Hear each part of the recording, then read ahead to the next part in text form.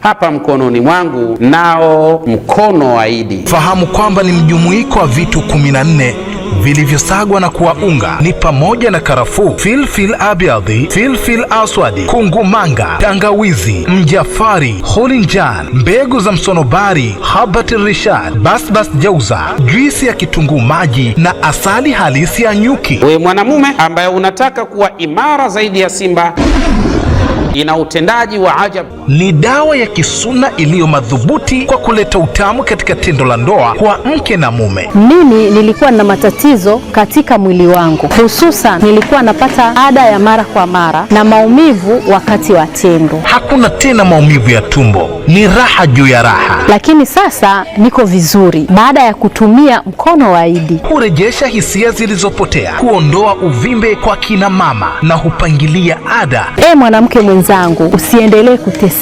Tumia mkono wa Idi, ndio suluhisho la matatizo yako. Maumivu ya tumbo, harufu mbaya sehemu za siri, hawasikii ladha wala hawatamani kuingia katika tendo la ndoa. Na pia huzibua mirija ya uzazi kwa akina mama. Pili, huwapa ladha kina baba na huwaondoshea mfumo jogoo. Mimi sipendi uzembe na ulegevu tena, napenda ukakamavu na uimara zaidi. Ili kujipatia mkono wa Idi, tupigie katika nambari zifuatazo: 0748869733 na 0659869734. Kumbuka, mkono wa Idi ndio habari ya mjini. Unasubiri nini? Mkono wa Idi ndio habari ya mjini.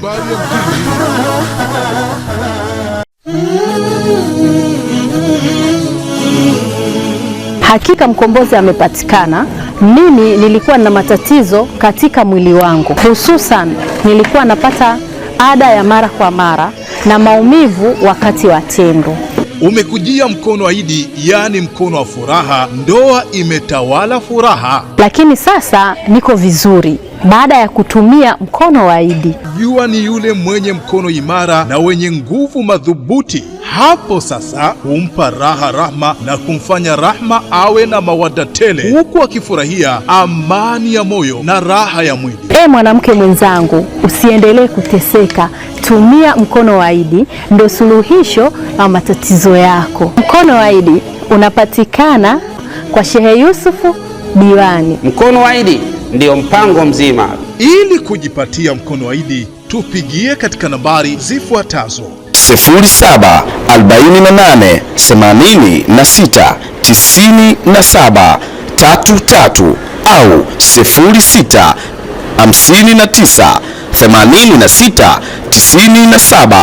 0659869734. Kumbuka, mkono wa Idi ndio habari ya mjini. Unasubiri nini? Mkono wa Idi ndio habari ya mjini. Assalamu alaikum wa rahmatullahi wa barakatuhu. Wa alaikum salam wa rahmatullahi wa barakatuhu. Naam, ndugu zangu, kama ilivyo ada na kawaida, leo ni siku nyingine tena tunaendelea katika darsa zetu, na hasa katika fani za aina mbalimbali.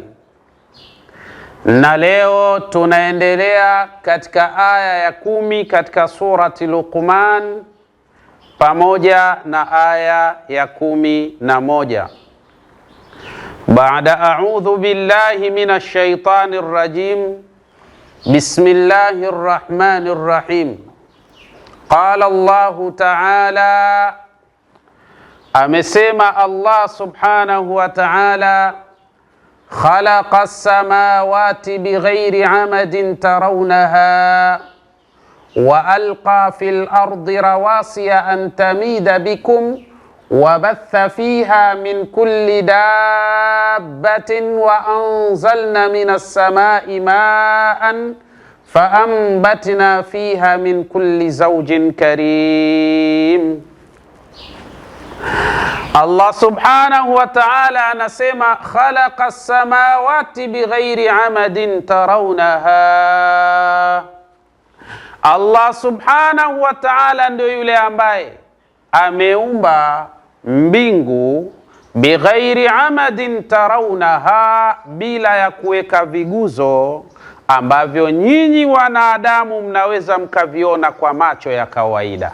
Ala, kumbe ardhi, yani mbingu, inavyo viguzo, lakini ni viguzo ambavyo Allah subhanahu wa ta'ala anasema hatuvioni kwa macho ya kawaida.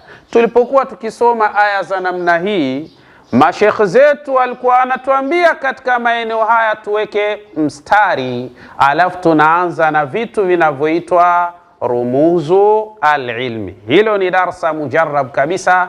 Kwa nini ardhi na tunaiona mbingu juu yetu na mbingu haina viguzo vinavyoonekana? Ni darsa pana, linahitaji watu sasa waingie katika maalumat, kwa sababu Allah subhanahu wa ta'ala ametuwekea rumuz, kwa maana alama za uwepo wa milango ya ilmu.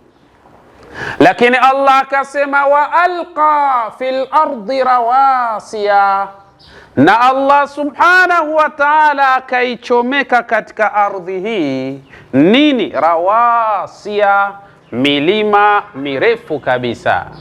Yani namna ambavyo walivyoona mlima ulivyokwenda juu, ndivyo namna hivyo hivyo mlima ulivyoingia chini ya ardhi. Huyo ni Allah subhanahu wa ta'ala. Hapa pia pana rumuzul ilmi, kwa maana alama za uwepo wa milango ya ilmu. Kwa hiyo wale watu wanaosema tunataka dalili, hizo ndo dalili zenyewe. Dalili sio matini na tafsiri. Dalili ni kuingia ndani katika yale ambayo yaliyofundishwa katika aya au katika maneno ya kiongozi wa umma Bwana Mtume Muhammadin sallallahu alayhi wasallam. Kwa hiyo hapa pia tukaambiwa tuweke mstari, kuna rumuzul ilmi, tuisome milima, tujue kazi za milima na utendaji wake katika hali za aina kadha. Ndivyo inavyotakiwa tusome katika utaratibu huo, na sio kusoma tunataka dalili zenyewe ni kusoma matini na tafsiri basi. Hapana ndugu zangu, tusome katika hali ya ufasaha. Kisha Allah anatoa tafsiri ya kuwekwa milima katika ardhi, anasema antamida bikum, ili hiyo ardhi isiwe na tabia ya kuyumbisheni. Huyo ni Allah anatutafsiria kabisa. Moja miongoni mwa kazi rasmi za milima ni kuibalance ardhi isiwe na tabia ya kucheza. Milima ina nini? Imehifadhi kitu gani? Juu ya milima kuna nini? Na chini ya milima kuna nini? Hilo ni darsa jingine, na hizi ni rumuzul ilmi, tutakwenda kuzisoma katika nyakati zijazo. Kisha Allah akasema wabatha fiha min kulli dabbatin, na Allah subhanahu wa ta'ala akaeneza katika ardhi hii kila aina ya wanyama, kila aina ya wadudu, kila aina ya viumbe. Allah subhanahu wa ta'ala amewaeneza katika ardhi hii kila aina ya wanyama, kila aina ya wadudu, kila aina ya viumbe. Allah anasema amewaeneza katika ardhi. Baada ya kuwaeneza hapa katika ardhi, sehemu hii mashekhe zetu akatuambia pia tuweke mstari. Hapa kuna rumuzul ilmi za kufanya tafiti katika viumbe wa Allah subhanahu wa ta'ala. Hizo ndio dalili na ndio usahihi wa kuisoma vizuri Qur'ani harfiyan biidhnillah subhanahu wa ta'ala. Kisha Allah akasema wa anzalna minas samai ma'an faambatna fiha min kulli zawjin karim. Na Allah subhanahu wa ta'ala anasema kisha tukateremsha kutoka mawinguni, tukateremsha nini? Maji. Hapa pia mashekhe zetu akatuambia tuweke mstari, tuanze na rumuzul ilmi, tukasoma zile aina za mawingu, tukasoma na tabaka zake, lakini kadhalika na aina ya mvua na tabaka zake na utaratibu wake, tukasoma katika hali ya namna hii. Tutakuja kuliweka hapa hilo somo katika utaratibu bora, kila mmoja ataona usahihi wa Qur'an na usahihi wa maneno ya Mtume Muhammadin sallallahu alayhi wasallam. Haya maji yalipoteremshwa kutoka mawinguni alifanya nini? Allah anasema faambatna fiha min kulli zawjin karim, na tukaotesha kutoka katika ardhi hiyo. Na kwa sababu ya yale maji yanatoka mawinguni, tukaotesha nini? kila aina ya mimea iliyo mizuri kabisa na yenye manfaa katika afya na maisha ya mwanadamu. La ilaha illa Allah. Wallahi Allah anatisha. Aya yote ukitazama imejaa fani za aina mbalimbali, ina ilmu pana sana. Yani kama wewe utabakia katika aya za namna hii, unasoma matini vizuri kabisa na unatafsiri neno kwa neno, alafu shekhe wewe unatukana watu, wewe utakuwa bado hujajitambua na wala hujaitambua Qur'ani yenyewe ni nini. Hapa kuna mambo mengi sana. Kuna kule kuumbwa mbingu, yani kuumbwa mbingu bila ya kiguzo. Hapa inatakiwa uweke mstari, tunaanza kwa nini kiguzo hakuna. Kisha baada ya hapo tunakuja hapa, Allah anasema alipochomeka milima katika ardhi. Tunaanza hapo, milima ina nini na kwa nini Allah ameichomeka hapa katika ardhi. Kisha unakuja akaeneza viumbe wa kila namna hapa ardhini. Hawa viumbe wanatakiwa wewe uwafahamu kwa utaratibu wao. Lakini kadhalika na akateremsha kutoka mawinguni mvua, lakini hayo maji inatakiwa tuyatafiti na nini na nini, tujue anwaul ghuyum, zile aina za mawingu na mfano wa hayo katika hali za namna hii. Ndivyo inavyotakiwa tuisome Qur'ani harfiyan biidhnillah subhanahu wa ta'ala. Kisha Allah akasema, sikiliza maneno. Allah anasema hadha khalqullahi faaruni madha khalaqa alladhina min dunihi balidh dhalimuna fi dhalalin mubin. Allah anasema hadha khalqullah. Haya yote aliyosema Allah subhanahu wa ta'ala katika aya ya 10 ndiyo maumbaji ya Mwenyezi Mungu, au ndiyo uumbaji wa Mwenyezi Mungu subhanahu wa ta'ala.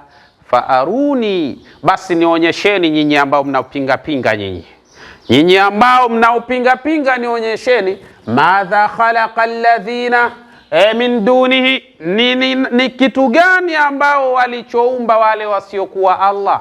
Nionyesheni nyinyi ni nini ambacho wasiokuwa Allah wameumba. Hebu onyesheni hicho katika hali za namna hiyo. Allah anasema bali dhalimuna, hawana chochote isipokuwa madhalim, wale ambao wanazidhulumu nafsi zao kuto kutaka kukubaliana na ukweli. Hawa wanakuwaje? Allah anasema fi dhalalin mubin, hao wapo katika upotevu tena wa wazi kabisa. Ukimwona mtu kazi yake ni kupinga tu, hiyo hakuna, hiyo hajawahi kufundisha Mungu wala mtume, wakati maarifa ya hilo jambo hana, wivu tu umemkaa, roho mbaya, husda, yani kuona ilmu anayo mtu mwingine yeye hana, hasadi imemkaa, basi ili mradi inamtukuta, inamuuma, atie kasoro tu. Basi watu wa namna hii Mwenyezi Mungu anasema hao ni madhalim, wamedhulumu nafsi zao, na bila shaka hao wapo katika upotevu wa dhahir kabisa, wa wazi wazi katika hali za namna hiyo.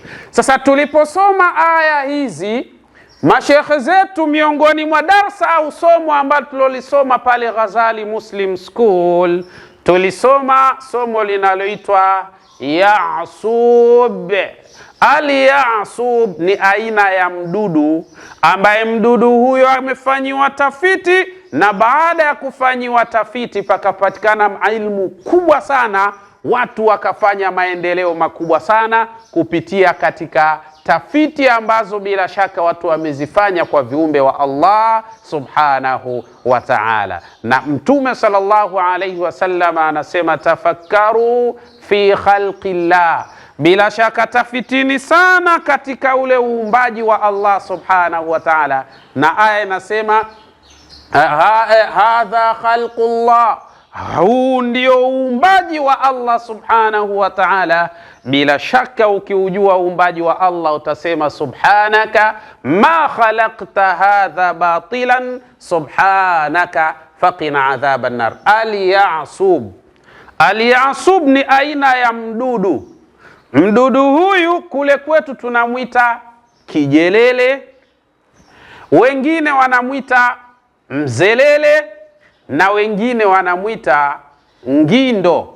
Yote ni majina yake, na hata wewe hapa ambaye unatufuatilia inawezekana kikwenu ana jina jingine, lakini ndo huyo huyo ambaye tunamkusudia biidhnillah subhanahu wa ta'ala. Mwite utakavyomwita kutokana na maeneo namna anavyoitwa, lakini ndo huyo huyo, na ndio tunamsoma hapa, anaitwa al-Ya'sub biidhnillah subhanahu wa ta'ala. Sikiliza sasa, mashekh zetu aliposema hadha khalqullah, kwa maana walipoisoma aya hii ya Allah subhanahu wa ta'ala, haya ni maumbaji yake Allah subhanahu wa ta'ala, wakatuambia tuaddu ajnihatul ya'subi haikalan handasiyan mu'jizan mukawwanan min zawjayn min al-ajnihati ash-shaffafati al-qawiyati dhati uruqin muaqqada. Mashekh zetu akasema tuaddu ajnihatul ya'sub, imefahamika na kutambulika mbawa za huyu mdudu anaitwa al-Ya'sub au mzelele.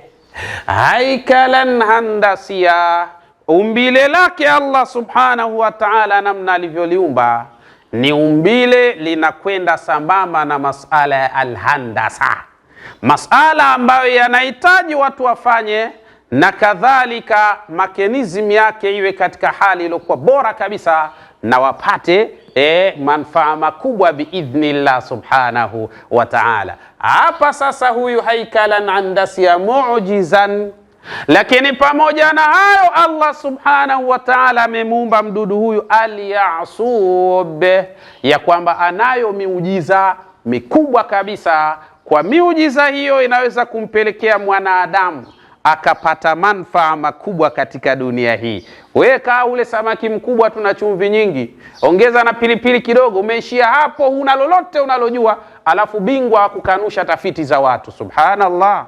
Hebu ifikie mahala ndugu zangu, tuache akili zetu huru, tukubali, yani taaluma tuikubali.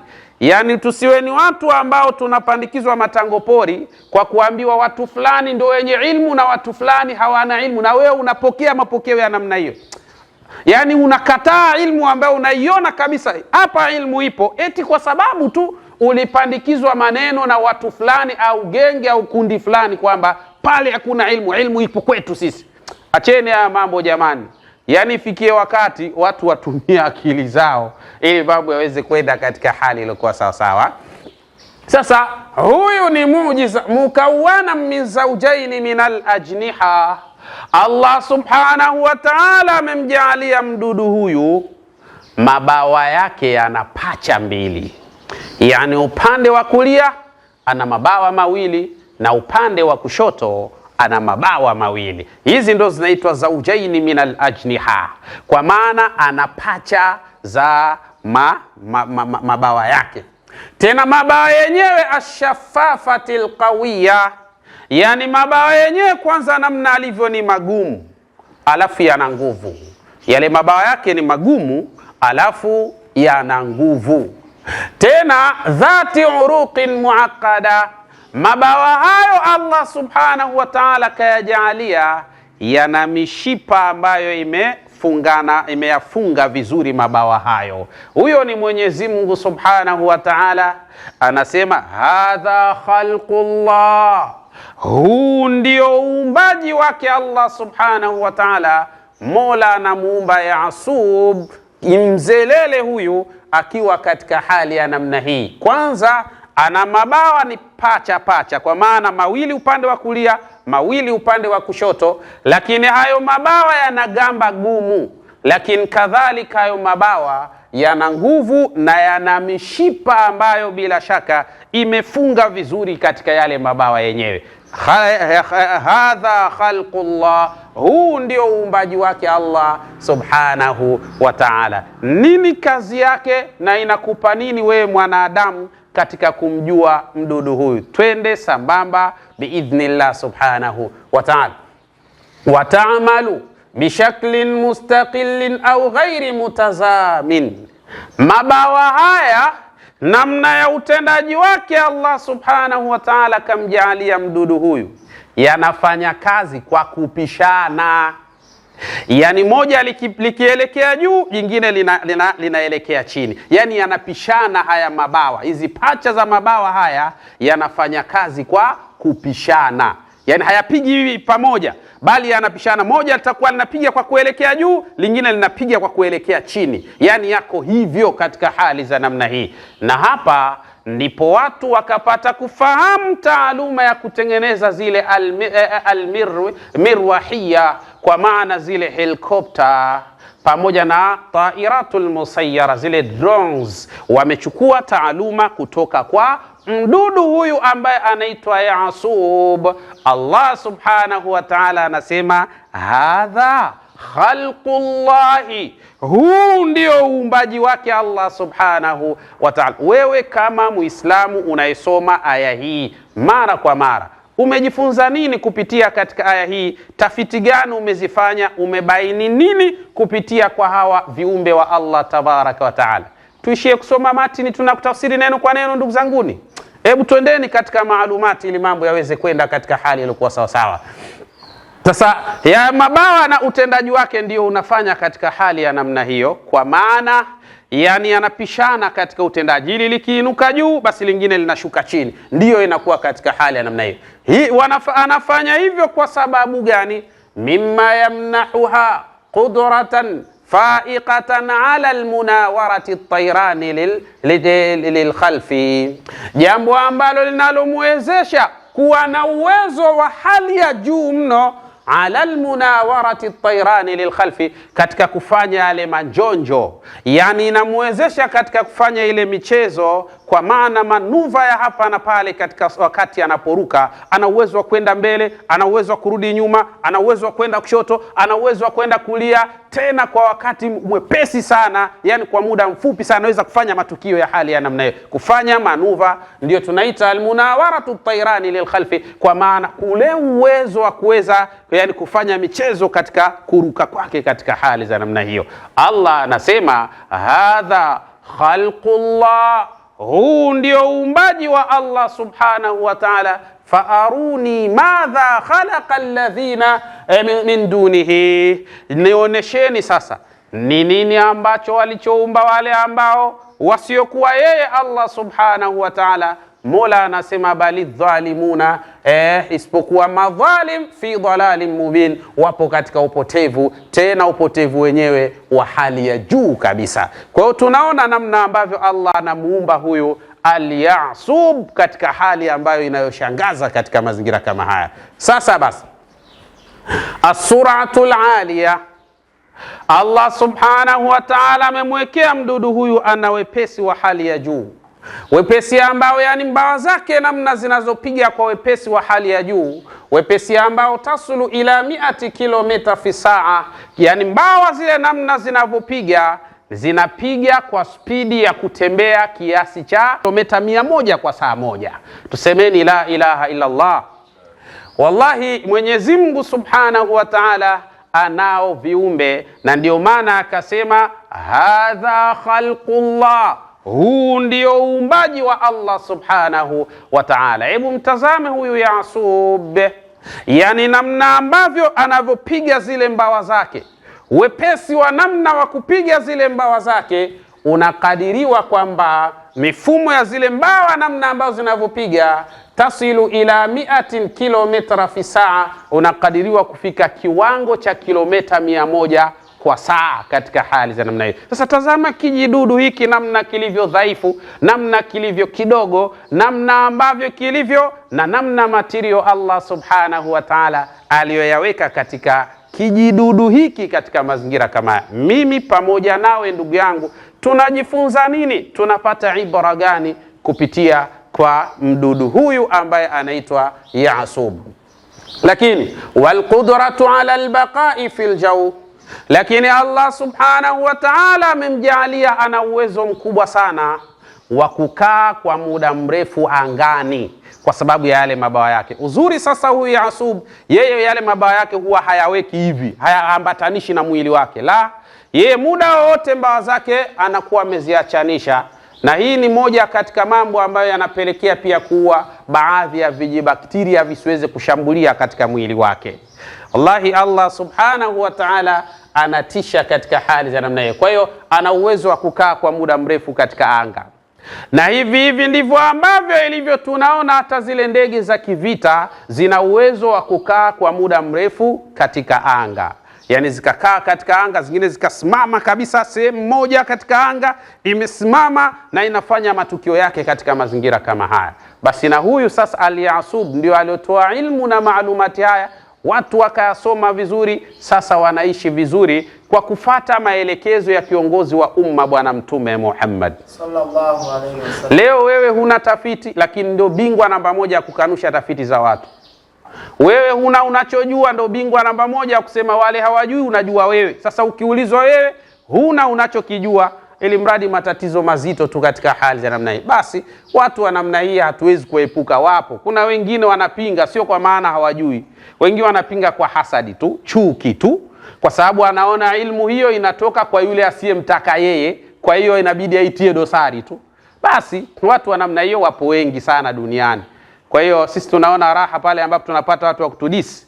Tunaona raha kwa sababu tunaona sasa mambo yanafika biidhnillah subhanahu wa ta'ala. Tunaona tunakwenda sawa.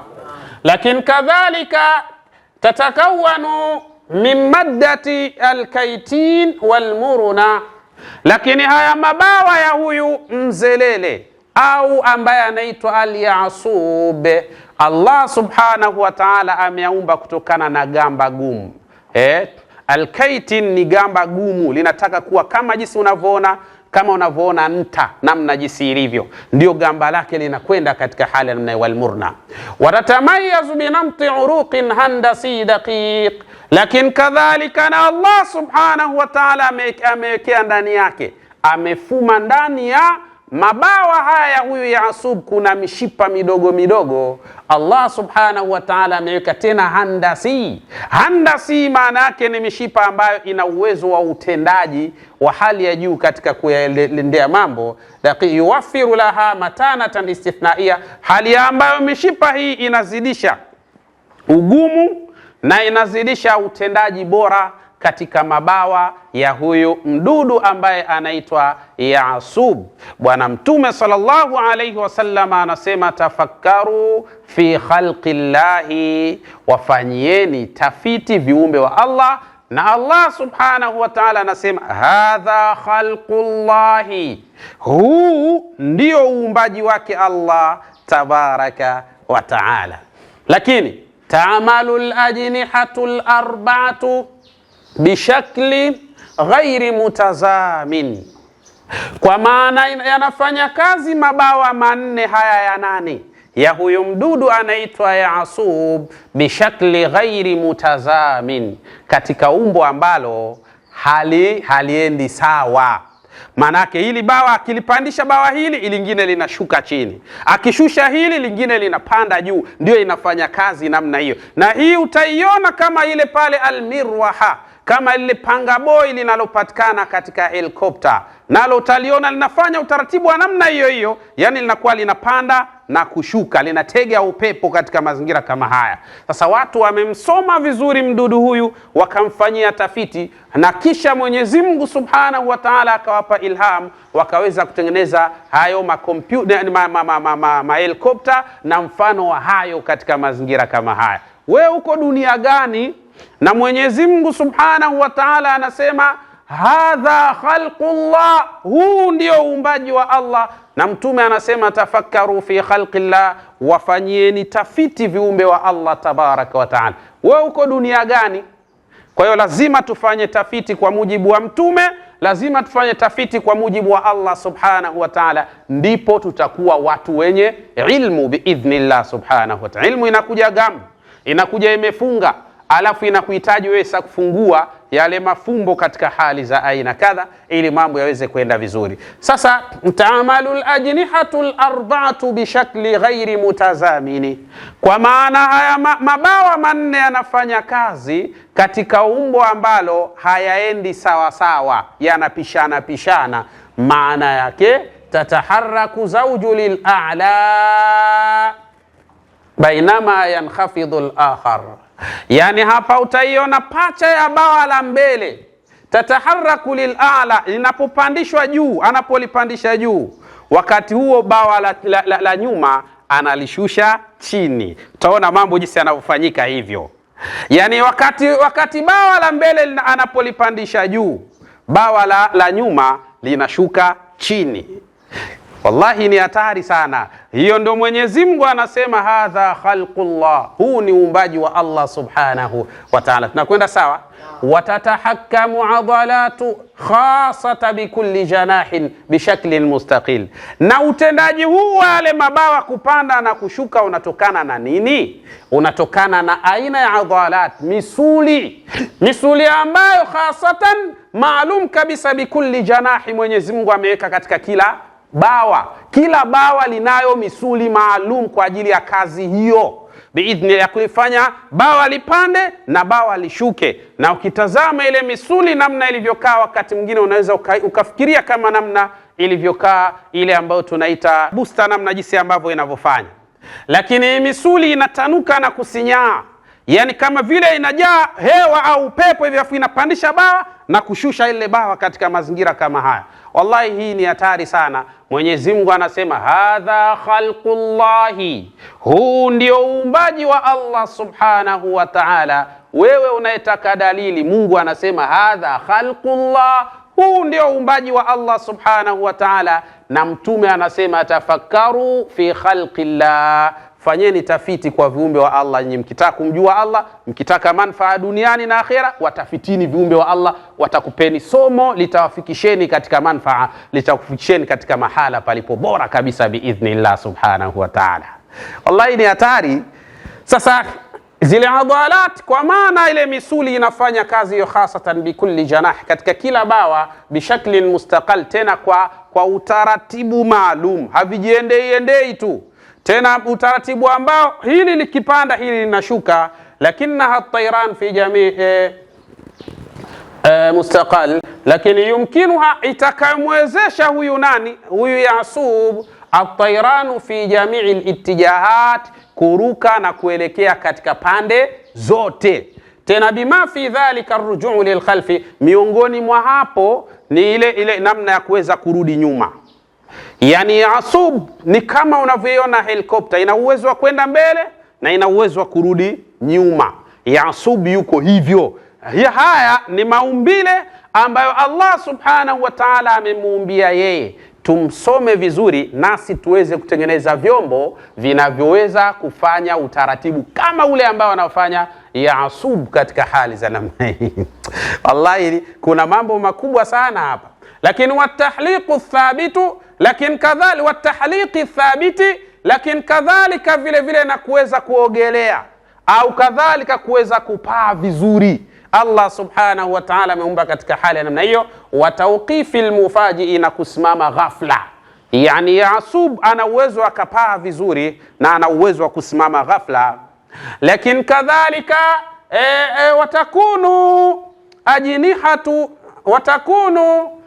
ajnihatun shaffafatun baydawiyata shakli, lakini kadhalika umbo lake, yani namna jinsi lilivyo, kwa maana mabawa yake shaffafa, kwanza ni magumu, baydawiyatu shakli, lakini yana umbo la baydawiyatu shakli, yani ile gamba lake ukitazama ni kama unavyoona lile gamba la yai, namna ambavyo Allah subhanahu wa ta'ala alivyomuumbia. Gamba lake ni kama unavyoona gamba la yai, namna ambavyo Allah subhanahu wa ta'ala amemuumbia ili aweze kufanya kazi zake kwa ufasaha. Na ndio maana utaona ili gamba lake au mabawa yake hayaloani kwenye maji kiwepesi. Ana uwezo wa kukaa kwenye maji na akaruka, kwa sababu hayaloani, kwa sababu yapo katika mfumo wa plastiki. Tunaelewana vizuri? Baydawiyatu shakli wal ajnihatul khalfiyya, lakini na yale mabawa yake ya nyuma, namna ambavyo alivyoumba Allah subhanahu wa ta'ala, adatan awsa'u min al-amamiyya, mara nyingi kaya mabawa huwa ni mapana kuliko mabawa ya mbele.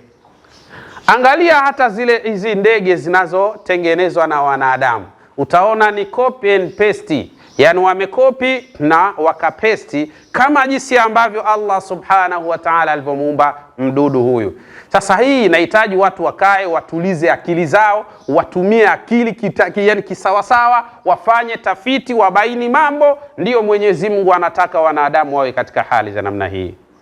Sio tu wepesi tu, yani wewe unasubiria utengenezewe wewe tu.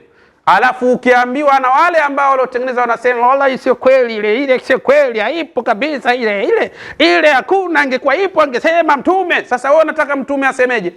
Mtume kaisha sema, wewe tu ndio hujaona pale aliposema, au hujui pale aliposema akasema mahala gani. Jitu unalokuambia tunataka dalili. Sasa dalili uzioni. Hivi kuna dalili zaidi ya hizi? Kama bado mtu anaangania kutaka dalili, wallahi laisa min al-adhhani shay'un ay an tahtaja min an-nahari dalilan. Maana yake si akili salama kwa mtu unapokuwa mchana alafu anakuambia anataka dalili ya mchana. Anauona mchana alafu anataka umpe dalili ya mchana. Ni akili sawa kweli hiyo? Kwa hiyo laisa min al-adhhani shay'un an tatluba min an-nahari dalilan. Wallahi sio akili sawa ya jitu linakuambia tunataka dalili hayo unayosema. Ni sawa na mtu akwambie anataka dalili ya mchana wakati yupo katika mchana kupe, alafu anataka umpe dalili ya mchana. Huyu mtu kweli unamuelewa? Sina kwa kituko. Na mmoja anasema tawdihul wadihati min almushkilat, kutaka kuweka wazi kilicho wazi ni kutafuta matatizo tu. Kule Kigoma tunasema ni ugararizi tu, unaamua kugarariza. Kugarariza maana yake unakuwa ushaelewa lakini unajifanya hujaelewa. Ila ushaelewa, ndio maana ya kugarariza. Unajifanya hujaelewa wakati umeelewa. Unagarariza. Sasa tusiwe hivyo ndugu zanguni. Inshallah Mwenyezi Mungu atujalie kila la kheri. Na wengine chuki tu. Sio kwamba eti anaona hujui, anaona unajua kabisa, lakini chuki yake imemkaa moyoni na hasadi imemkaa moyoni, anaona kwa nini asingekuwa yeye, sasa yeye hajui, basi anabidi akutani tu. Lakini ni nzuri hiyo kwetu sisi kwa sababu ndio ujumbe unafika hivyo. Tunakwenda sawa? Haya. Kwa hiyo wal ajnihatul khalfiyya, na mabawa ya nyuma ya huyu nani Yasub, mzelele au ngindo au kijelele. Wewe mzee umjui huyo? Sawa? Adatan au saw min al-amamia, mara zote huwa haya mabawa yake ni mapana. Mabawa ya nyuma huwa ni mapana kuliko mabawa ya mbele. Ndivyo Allah subhanahu wa ta'ala alivyomuumba. Allah anasema hadha khalqullahi, huu ndio uumbaji wake Allah subhanahu wa ta'ala. Sawa? Watasilu tulu hadhihi al-ajniha, na unafikia urefu wa mbawa hizi za huyu mzelele au ngindo au kijelele ila, yani inafikia mpaka sentimita 16. Urefu wa zile mbawa inafikia mpaka sentimita ngapi? 16. Kuna ambao wana sentimita fupi, yani zaidi chini ya hapo, lakini wale wakubwa sana wanakuwa na sentimita 16. Sawa? Wa ardhuha, na upana wake takriban unafika milimita 20. Upana wake unafika milimita 20. Yani ndio namna ambavyo Allah subhanahu wa ta'ala amemuumba huyu kiumbe. Faaruni madha khalaqa alladhina min dunihi, Mungu anasema nionyesheni sasa ni kitu gani wameumba wale ambao wasiokuwa Allah subhanahu wa ta'ala. Nionyesheni. Sasa hivi maneno haya ya Mungu kiatazama unaona ni mepesi hivyo, kwamba tu Mungu anasema huu ni uumbaji wake Allah subhanahu wa ta'ala. Nionyesheni nyinyi kaumba nani mfano wa hivi. Ni maneno mepesi kweli haya. Yanasomwa tu hivyo na kutafsiriwa hivyo, imekwisha. Tayari tunataka dalili ya hayo unayoyasema. Sasa kuna majitu vichwani mwao kama kuna mikojo kwa kweli. Maana mtu kichwani ukiwa na mikojo sijui hata unakuaje. Bado unataka dalili, yani unataka upewe dalili. Huoni dalili. Basi una mikojo kichwani. Tena mikojo yenyewe asubuhi. Hatari sana. Kwa hiyo tunakwenda mabawa yake yanafikia urefu wa sentimita 16 na upana wake ni milimita ngapi? Milimita 20. Wa hadha ma yamnahuha hadhihi ar-rashaqa wa sur'ati al-kabiratayn. Sawa? Na hii sasa ndio kitu ambacho kinachomfanya yeye anakuwa anapata hii rashaqa, uwepesi kupita kiasi, wa sur'a. Sawa? Anakuwa ni mwepesi sana katika kufanya zile movement zake, kuruka kutoka hapa kwenda mahala pengine. Na hivi ndio watu ambao walichukua taaluma hizi. Tunakwenda sawa? Alhama tasmimu ajnihatiha. Sikiliza sasa. Wakachukua mfano wa utendaji wa mabawa yake. Kina nani wamechukua mfano wa utendaji wa mabawa yake? Alulamau, wanavyuoni na wataalamu wa ilmu hizo, litatwiri tairati almirwahiya, katika kutengeneza ndege zinazoitwa helikopta, sawa, wa tairati almusayyara, na kutengeneza drones, nadharan, kwa kutazama, likafaatiha, kwa utendaji wa ubora wa mdudu huyu. Watu wakakaa chini wakatazama utendaji wa mabawa ya mdudu huyu namna yanavyofanya, basi Mwenyezi Mungu Subhanahu wa Ta'ala akawapa maalumati, wakajua namna ya kutengeneza tatwiri tairati almirwahiyati wa tairati almusayyara, wakaweza kutengeneza helikopta, lakini kadhalika na wakaweza kutengeneza drones hizi. Ndio maana unaona mtu anarusha drone, unaona mtu anarusha helikopta, lakini sababu kubwa iliyopelekea watu kuyajua hayo ni kumsoma huyu mdudu ambaye anaitwa al-Yasub. Kwa maana mdudu huyu namna ya utendaji wake, mabawa yake namna yanavyofanya utendaji wake, ndio vile vile walivyofanya copy na paste katika nini? Katika drone, copy na paste katika helikopta, katika hali za namna hii. Wewe unakuja unasema tunataka dalili, dalili, dalili. Jamani, dalili si ndio hii? Hadha khalqullah, huu ndio uumbaji wa Allah Subhanahu wa Ta'ala. Bado unataka dalili gani tena nyingine? Laisa min al-adhani shay'an tatluba min an-nahari dalila. Wallahi sio akili sawa sawa ikiwa unataka mchana kweupe kabisa alafu unataka watu wakupe dalili za mchana. Wewe ni mwehu, ndo maana yake. Wewe mzee unanielewa? Mungu anasema hadha khalqullah, huu ni uumbaji wa nani? Subhanahu wa Ta'ala. Lakini kuna mtu anasema hayo mnafundisha hapo uongo. Tunafundisha hapa nini? Uongo. Ili iwe ukweli tunataka dalili. Tunataka dalili. Hii ni nini? Yaani dalili anataka neno kwa neno. Huu ni wazimu na unaonekana ni udogo. Ndio maana mimi huwa nasema watu wa namna hii katika vichwa vyao wana mikojo. Mikojo mingi tu imejaa kwenye vichwa vyao. Sio akili. Bado hapa unatafuta dalili. Hadha khalqullah, huu ndio uumbaji wa nani? Wa Allah. Na mtume anasema tafakkaru fi watafitini viumbe wa Allah. Unataka dalili gani nyingine? Haitoshi.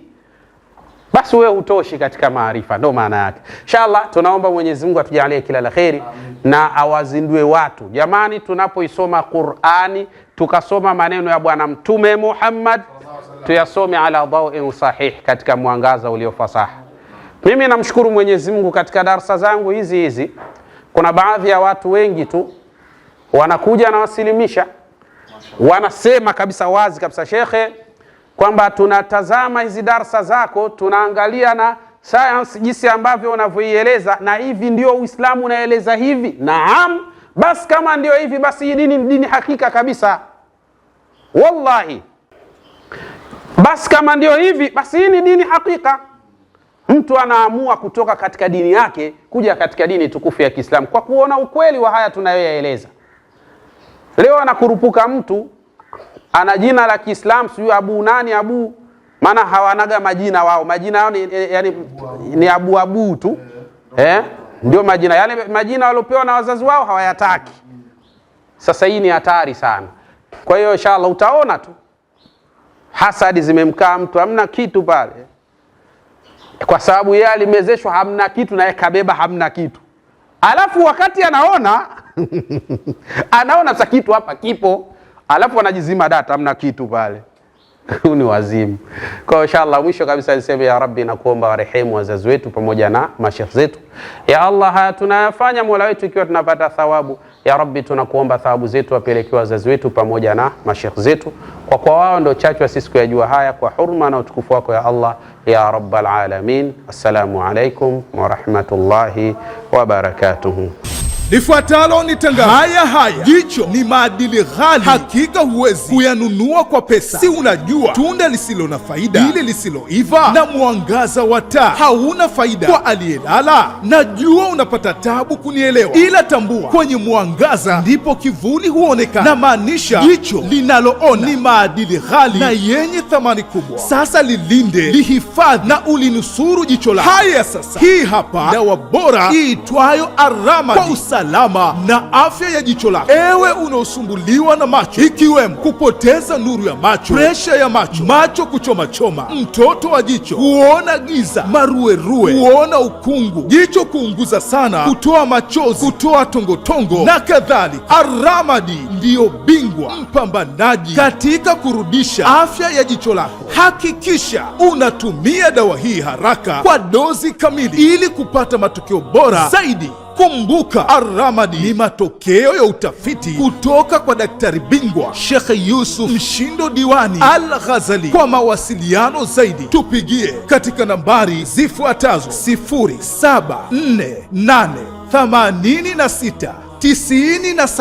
0748869733 au